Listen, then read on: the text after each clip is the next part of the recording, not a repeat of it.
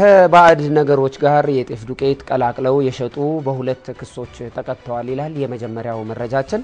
ወደ ሁለተኛው ስናልፍ ደግሞ በፌደራል ፖሊስ ወንጀል መከላከል ዘርፍ የህዳሴ ዲቪዥን አባላት ለአርሶ አደሮች እገዛ ሰጥተዋል። በሶስተኛው የምናቀርበው መረጃ 8ኛ ወንጀል ችሎት 8 ዓመት እስራት እንዲሁም 8000 ብር የተቀጣው ናይጄሪያዊ የወንጀል ድርጊትን የተመለከተ መረጃ ይሆናል።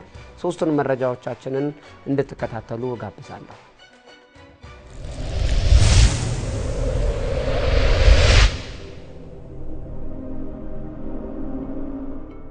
እንጀራ በመጋገር የሚተዳደሩት ግለሰቦቹ የተጠራጠሩትን ጉዳይ ለፖሊስ ለመናገር ይስማማሉ።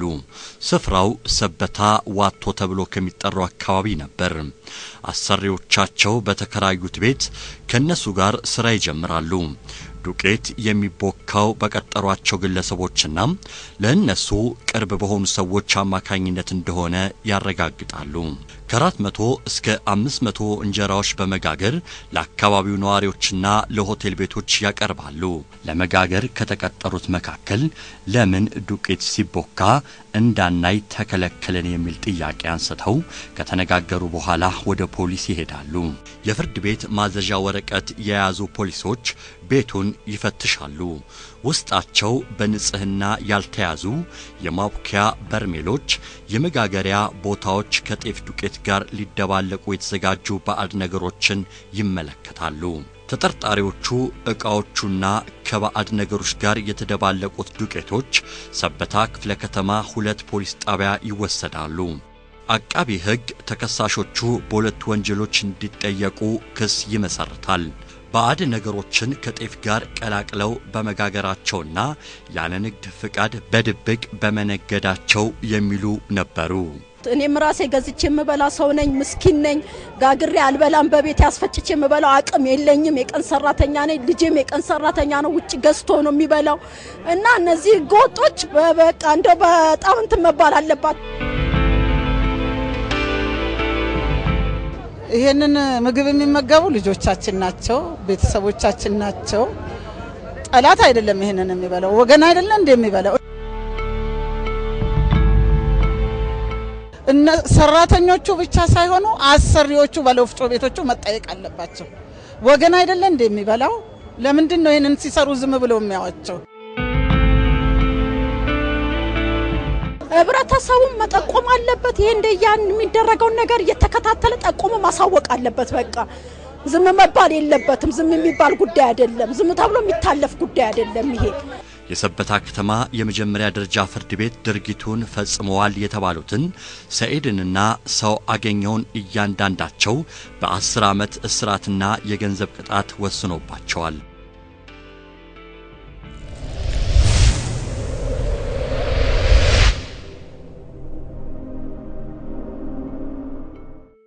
የፌደራል ፖሊስ ኮሚሽን የህዳሴ ዲቪዥን አባላት በታላቁ ህዳሴ ግድብ አካባቢ ሰላምና ጸጥታን እንዲሁም መሰረተ ልማቶችን ከመጠበቅ በተጨማሪ አርሶ አደሮችን በማገዝ ላይ ይገኛሉ። የህዳሴ ግድባችን ከመጠበቅ ሌት ተቀን በስራ ተወጥሮ ያለ ሰራዊት እንደገና ደግሞ ህብረተሰቡን አርሶ አደሩን በመደገፍ በጉልበት ማሳደረስ ተገንቶ የጉልበት ስራ በመስራት በመደገፍ ሁለንተናዊ ተግባሮችን ወጣ። እኔ በጣም ነው የተደሰትኩ።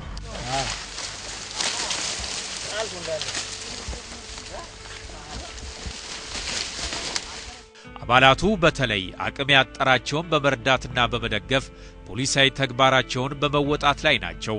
ሰሞኑን በጉባ ወረዳ ማንኩሻ ከተማ የሚገኘው የፌደራል ፖሊስ ኮሚሽን ፈጥኖ ደራሽ የህዳሴ ዲቪዥን የሻለቃ 2 ኃይል 2 የጋንታ 1ና 3 አባላት የአርሶ አደሮቹ ሰብሎች ወቅቱን ባልጠበቀ ዝናብ እንዳይበላሹ ማሽላዎችን በማጨድ ሰብስበዋል። አርሶ አደሮቹ የፖሊስ አባላቱ ወንጀልን ከመከላከልና የአካባቢው ጸጥታ ከመጠበቅ በተጨማሪ ሰብላቸው እንዳይበላሽ ፈጥነው በመድረስ ስላገዟቸው መደሰታቸውን ተናግረዋል። የወንጀል መከላከል አባላቱ በተገኙባቸው አካባቢዎች ሰብሎችን በማጨድና በመሰብሰብ አርሶ አደሮችን በመደገፍ ላይ የሚገኙ ሲሆን አባላቱ በተፈጥሮ አደጋ ወቅት ወገኖቻቸውን ለማዳን ሙያዊ ግዴታ እንዳለባቸው ሁሉ የአቅመ ደካሞች ሰብሎች ለጉዳት እንዳይዳረጉ ተባብረው ማትረፋቸው እንዳስደሰታቸው ጠቁመዋል። ከዚህ ቦታ ስንገኝ አላማችንና ዋናው ተልዕኳችን የጸጥታን ስራና በዚህ በህዳሴ ግድብ አካባቢ የሚንቀሳቀሱ ማንኛውንም ስራ በሰላም እንዲጠናቀቅ ስራችን የተጀመረው የልማት ስራ በስርዓትና በሰላም እንዲጠናቀቅ ጉልህ ሚና ስላለብን ከህብረተሰቡ ጋር ያለንን አብሮነት እና የመተሳሰር ለማጎልበት ሲባል ነው እዚህ የተገኘነውና ጥሩ ስራ እንደሰራን ነው ዛሬ።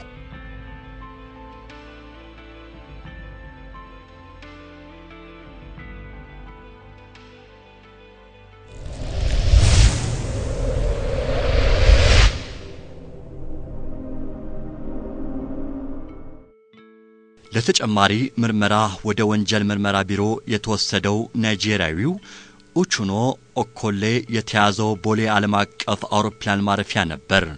የተሳፈረበት አውሮፕላን እንዳረፈ ከወረዱ ተሳፋሪዎች መካከል ተነጥሎ ይራመዳል። የተጠራጠሩት በአየር መንገድ ውስጥ ያሉት በወንጀል መከላከል ዘርፍ የአደገኛ እጽ ቁጥጥር ዲቪዥን አባላት ቀርበው ይጠይቁታል።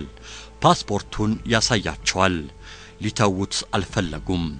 በተከታታይ ጥያቄዎች ያቀርቡለታል። መልሱ ውስጥ ጥርጣሬ እንዳለ ይገምታሉ። ከዚህ በኋላ ነበር ለተጨማሪ ምርመራ የወሰዱት።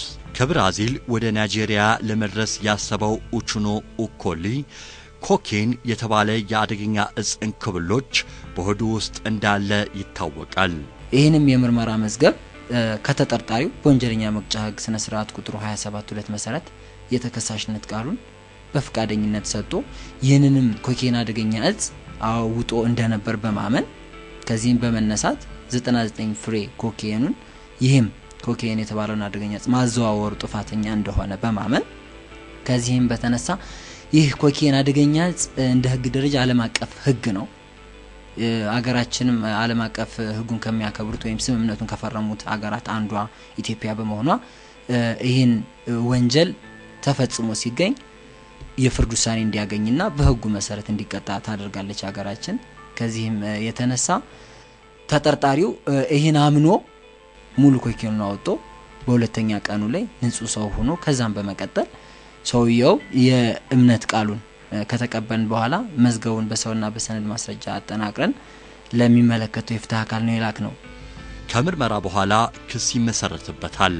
የፌደራል ከፍተኛ ፍርድ ቤት 8ኛ የወንጀል ችሎት በ8 ዓመት ጽኑ እስራትና 8000 ብር እንዲከፍል ቀጥቶታል።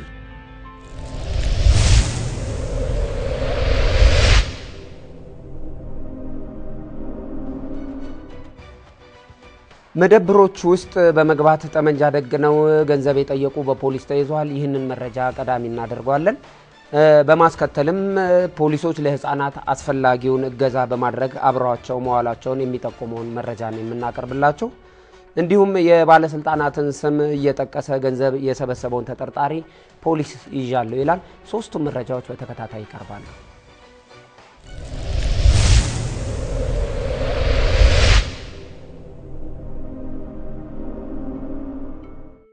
50 አለቃ ሽመልስ ከመንደሩ ከአደሌ ተነስቶ ሐረማያ ከተማ ይገባና የሚፈልገውን ሰው ይጣራል። የፈለገው ሰው ረመዳን ይባላል። ተገናኝተው ሐሳቡን ይነግረዋል፣ ይስማማሉ። ወደ ሐምዛ ሳቢት መንደር ይሄዳሉ። እንደደረሱ 50 አለቃ ሽመልስ ክላሽንኮፍ ጠመንጃውን እንደጨበጠ የመንግስት ተወካይ እንደሆነ በመናገር ጠመንጃውን በመደብሩ ባለቤት ላይ ይደግናል። 10,000 ብር ካላመጣ ቤቱን እንደሚፈትሽ ያስጠነቅቀዋል። የ50 አለቃ ተባባሪ ረመዳን የተጠየቀውን ካልሰጠ ሌላ ነገር እንደሚጠብቀው ያስፈራራዋል። ባለመደብሩ 10,000 ብር እንደሌለውና 4,000 ብር እንደሚሰጣቸው ይነግራቸዋል። ተቀብለው ይወጣሉ። ከዚያም ወጥተው የደረሱት ሀያቴ ሙዘምቢል መንደር ነበረ። 30,000 ብር እንዲሰጣቸው ያስፈራሩታል። ባለቤቱ ምንም ገንዘብ እንደሌለውና ከቤቱ አምጥቶ ሊሰጣቸው ቃል ይገባል። እንዲሄድ ይፈቅዱለታል። እንደወጣ ለፖሊስ ይጠቁማል። የሐረማያ ከተማ አስተዳደር ፖሊስ ሁለቱን ተጠርጣሪዎች ይዞ ምርመራ ያጣራል። በማስረጃ የተደገፈ መዝገቡን ለሚመለከተው የሕግ አካል ይልካል። ክስ ተመስርቶ ድርጊታቸው በመረጋገጡ የምስራቅ ሐረርጌ ዞን ከፍተኛ ፍርድ ቤት 50 አለቃ ሽመልስ ታደሰ ገብሬን በ10 ዓመት እንዲሁም ረመዳን ሙክታር ሙሜን በ8 ዓመት እስራት እንዲቀጡ ውሳኔ አስተላልፏል።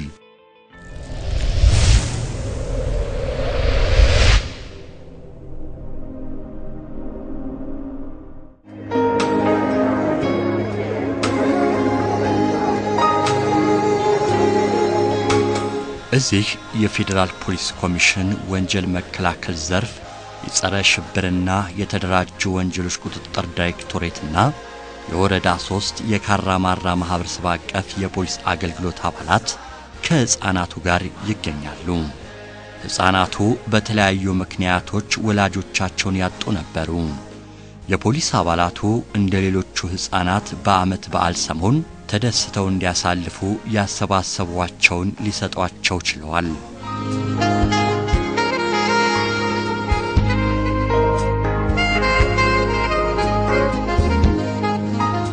በአካባቢው ሰላምን በማስከበር መልካም ግንኙነት ያላቸው የጸረ ሽብርና የተደራጁ ወንጀሎች ቁጥጥር ዳይሬክቶሬት የፌዴራል ፖሊስ ቪአይፒ ዲቪዥን ማስተባበሪያ አንድ ኃይል 2 እና የቦሌ ክፍለ ከተማ የወረዳ 3 ካራማራ ፖሊስ ጣቢያ አባላት ለህፃናቱ ሙሉ ልብሶች፣ ጫማዎች፣ ቲሸርቶች በተጨማሪም ፓስታ፣ ማካሮኒ፣ ዱቄት፣ ብስኩት፣ ዘይት ከመስጠታቸው በተጨማሪ ግብዣ አድርገውላቸዋል። ለአካባቢው መረጋጋት ሰላም ሰፍኖ መታየት ሙያዊ ግዴታቸውን የሚወጡት የፖሊስ አባላት በበዓል ሰሞን ወላጅ አልባ ህፃናትን በማሰባሰብና ተደስተው እንዲያሳልፉ በማድረጋቸው መደሰታቸውን ተናግረዋል።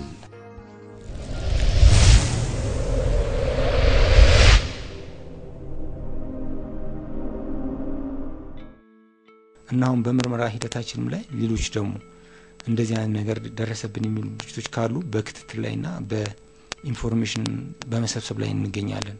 ፖሊስ በመረጃዎች መነሻ ስለ ተጠርጣሪው ይናገራል። ግለሰቡ የሚፈልጋቸውን ታዋቂ ሰዎችንና ባለሀብቶችን ለይቷል። የስልክ ቁጥራቸውን አግኝቶ ይዟል። የባለስልጣናትን ስም በመጠቀም ከፍተኛ ወታደራዊ ማዕረግን መጠሪያው በማድረግ ከአንዳንድ የበጎ አድራጎት ድርጅቶችና ከታዋቂ ሰዎች ገንዘብ ለመሰብሰብ ደብዳቤዎች ያዘጋጃል። ወላጅ አልባ ላጡ ልጆች መርጃ ነው በሚልና እንደዚህ አይነት የሥራ ባልደረባችን የኩላሊት ሕክምና ለማግኘት ወደ ውጭ ስለሚሄዱ እንደዚህ አይነት እርዳታዎችን አርጉልኝ በማለት ከዚህ ምንድነው እነዛ ሰዎች ተሰሚነትም አላቸው ተጽዕኖ የሚያሳድራሉ ከሚል በእነዛ ሰዎች ላይ እንደዚህ ያለ በተለየ ስልክ ደግሞ ይደውልና በዚህ ስልክ በዚህ አካውንት ብር አስገቡልኝ ብሎ የሚጠይቀው በሁለት ስልክ በመጠቀም ነው። አንደኛውን ከጀነራሉ የተደወለ አስመስሎ በመጠቀም ሁለተኛው ደግሞ ከጀነራሉ የተደወለውን ያስመሰለውን በዚህኛው ልክ ደግሞ ለህፃናት መርጃ ከሆነ የህፃናት መርጃ ስራ አስኪያጁ ይሄ ግለሰብ ነው በሚል መሰረት ለዛ ግለሰብ አስገቡለት በዚህ አካውንት ብሎ በሌላኛው ስልክ ደግሞ አካውንት ቁጥሩን ይልክላቸዋል። ከዛ እነዛ ደግሞ በተአማኒነት ያው በጎ አድራጎትን የስራ ላይ የተሰማሩ ግለሰቦች ይልኩለታል። ይሄ ደግሞ ምንድነው ካለን ባህል የኢትዮጵያን ባህል የመርዳዳት ባህል ካለው አንፃር እነዛ ደግሞ በጎ አድራጎትን ለማድረግ ከማሰብ ይልኩለታል በተአማኒነት። አንዳንዶቹ ግን ተጣራጥረው ደብዳቤዎችን አቅርብ በሚሉበት ሰዓት በዛው እንደደወላቸው የመቅረት ሂደት ነው የሚያሳየው። ከበተናቸው እርዳታ ደብዳቤዎች የተወሰኑት ገንዘብ እንዳስገኙለት መርማሪ ሳጅን ካሳውን ደርሰንበታል ይላሉ። ፖሊስ በአንድ ሰው ጥቆማ ተጠርጣሪውን ይዞ ምርመራ ያጣራበት እንደሚገኝ ተናግሯል። ግለሰቦችን ለመርዳት ካላቸው ተነሳሽነት ምንድነው መሆን ያለበት? የተለያየ ሰነዶችን አቅርበው በአካል ቀርበው እርዳታ እንዲያደርጉላቸው የሚጠይቁትን ሰዎች ክሮስ ቼክ አድርገው ቢጠቀሙ የተሻለ ይሆናል።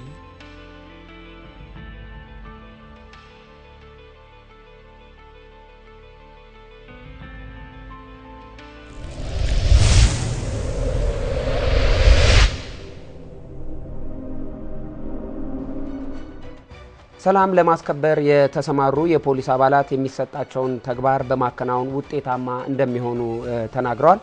ሌባ ሻይ በአንድ ዘመን በወንጀል ድርጊት የተጠረጠረን ሰው ለማፈላለግ ታዳጊዎችን አፌን የተባለ ቅጠል ጨምቆ በማጠጣት የማፈላለግ ዘዴ ነበር። ለመሆኑ ይህ ዘዴ የማፈላለጊያ ዘዴ እንዴት ቀረ? በዛሬው ጥንታዊ የፖሊስ መረጃችን ላይ ይቀርባል። ዓለም አቀፉ የፖሊስ ድርጅት ኢንተርፖል የህፃናትን የወሲብ ብዝበዛ በተመለከተ ሰሞኑን በመረጃ መረብ አማካይነት የሚካሄደውን የወንጀል ድርጊት ላይ ደርሼበታለሁ ይላል። መረጃዎቻችንን እንድትከታተሉ በድጋሚ ጋብዛለሁ።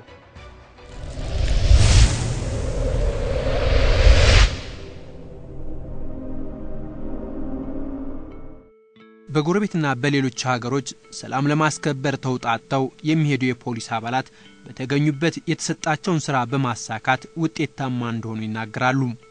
በተለይ እንደ ዳርፉር፣ አብዬና ሃይቲ ባሉ ሀገሮች ስኬታማ ተግባር እንዳሳዩ መረጃዎች ይጠቁማሉ።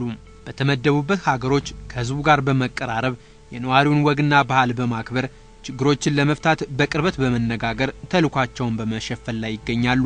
ገና ከጅምሩ የሚሰጣቸውን ተከታታይ ስራዎች በማሟላት የሚገባቸውን በወቅቱ ላጠናቀቁ የሰላም አስከባሪዎች ደግሞ ብቃታቸውን የሚመጥን በተለይ 6 ወር ሲሞላቸው የተባበሩት መንግስታት አርማ ያረፈበት የቦኔት ወይም የሰማያዊ ኬፕ ስነ ስርዓት ይካሄዳል።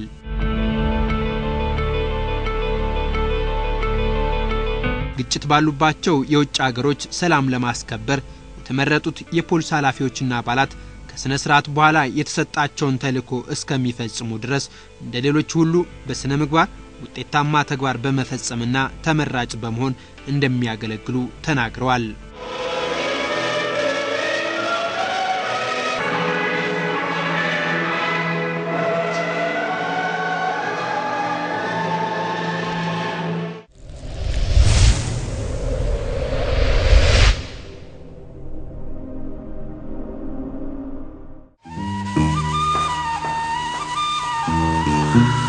ሌባ ሻይ የያዘ ሰው ስርቆቱን ባያምንም ለጠፋው ነገር ባለ ዕዳ ሆኖ ይከፍላል። ሌባ ሻይ አንዳንድ ጊዜ እርግጠኛውን ሌባ የሚይዝ ሲሆን አንዳንድ ጊዜ ደግሞ ሌባ ያልሆነውን ንጹህን ሰው ባለ ዕዳ ያደርገው ነበር። ሌባ ሻይ ሌባ ባለያዘ ጊዜ ወደ አንድ ስፍራ ሄዶ ይተኛል ወይም ወደ ወንዝ ወርዶ በውሃ ይታጠብና መድኃኒቱ ይረክሳል። ይህም ሌባ ባደረገው አይነት ማድረጉ ነው ይባላል። ሌባ ሻይ ከቤቱ ገብቶ የተኛበት ሰው በዳግማዊ ምኒልክ ዘመን ባለ ዕዳ ሆኖ ከፍሎ እርሱ እንደገና ሌባ ሻይ ይጠጣ ነበር። በኋላ ግን በ1904 ዓመተ ምህረት በወጣው ደንብ ሌባ ሻይ ከቤቱ የተኛበት ሰው ባለ ዕዳ አይሁን የሚል የተሻሻለ ደንብ ወጣ።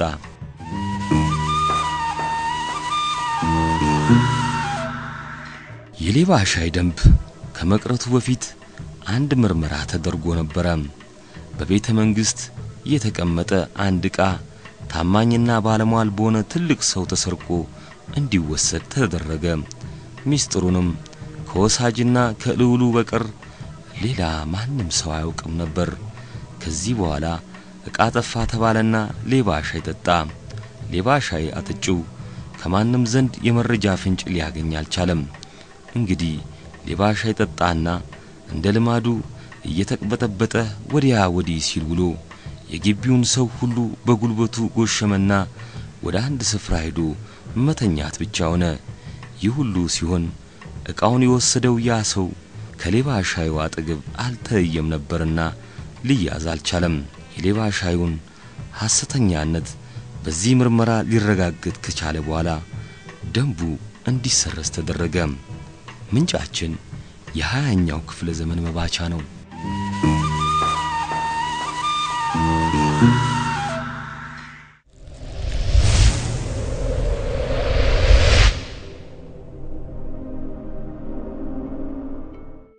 በመጻረ ቃል ICSE በሚል የሚጠራው የኢንተርፖል ዓለም አቀፍ የህፃናት የወሲብ ብዝበዛን የሚያጣራው የመረጃ ቋት በዓለም ላይ 10,000 የሚሆኑ ህፃናትን በወሲብ ምክንያት ከፍተኛ ጉዳት የደረሰባቸው መሆኑ ተጠቁሟል። ከተለያዩ የቴክኖሎጂ የመገናኛ ዘዴዎች ከተጎጆች ድርጊቱ የሚፈጸሙባቸው አካባቢዎች መረጃዎችን ማግኘት መቻሉ ተነግሯል። በመረጃ መረቡ አማካኝነት ድርጊቱ እንደሚከናወን የታወቀ ሲሆን በ10 ሰዓት ውስጥ በድርጊቱ የተጠረጠሩትን በመለየት ይዞ ማሰር ተችሏል። በአውሮፓ ከተሞች ላይ ትኩረት በማድረግ የማይለዩ አካባቢዎችና ተጠርጣሪዎችን የአሜሪካ ባለሙያዎች ከኢንተርፖል በህፃናት ላይ የሚፈጸሙ ወንጀሎች ተከላካይ ቡድን ጋር በመሆን መለየታቸው ታውቋል። የኢንተርፖል ዋና ጸሐፊ ጀርገን ስቶክ ኢንተርፖል ይህን አስከፊ ወንጀል በመከላከል በየቀኑ በዓለም ዙሪያ ላሉ የፖሊስ ባለሙያዎችና መርማሪዎች ድጋፍ ያደርጋል። ይሁን እንጂ ድርጊቱ ሊቆም ባለመቻሉ መንግስታት፣ የግል ሴክተሮችና ህዝቡ ድርጊቱን በመከላከል ረገድ ከፍተኛ ሚና መጫወት ይኖርባቸዋል ብለዋል።